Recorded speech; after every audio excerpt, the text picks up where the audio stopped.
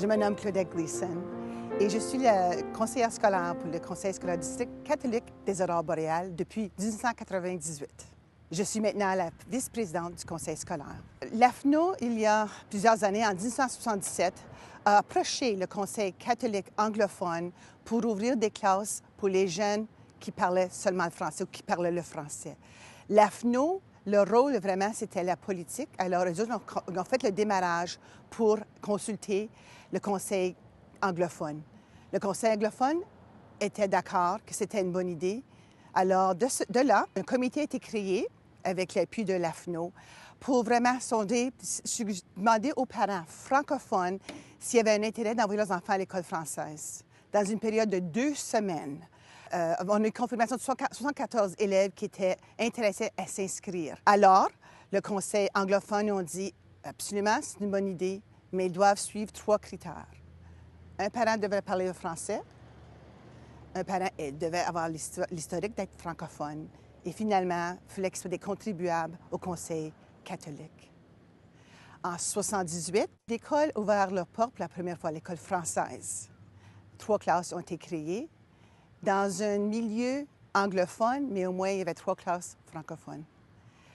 L'Association des parents et enseignants, ou en ce moment-là, on l'appelait l'API, vraiment ont commencé à continuer de revendiquer pour avoir une école, à eux seuls, une école française.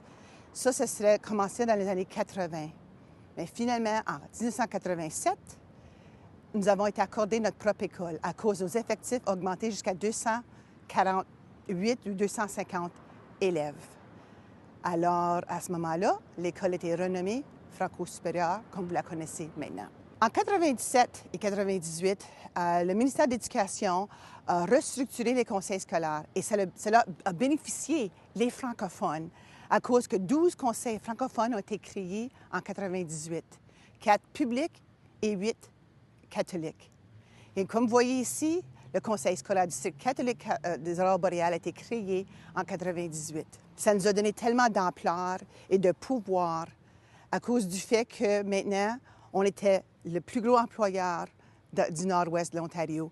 Et ça donnait vraiment de l'intégrité puis de la sûreté que nous avions une chance d'exister. Mais à ce moment-là, notre secondaire était vraiment situé dans une école anglophone, St. Ignatius. Quelques années plus tard, le ministère de l'Éducation nous a informé qu'il y avait de l'argent disponible pour la création, pour la construction des écoles.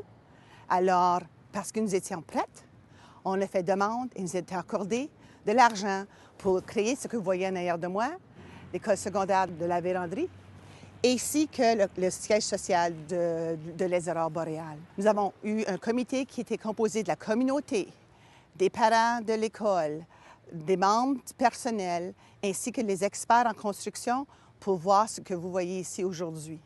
Puis je vais vous dire, en tant que siège social, que ce que nous voyons, c'est une sûreté qu'on peut exister et vivre en français dans le Nord-Ouest.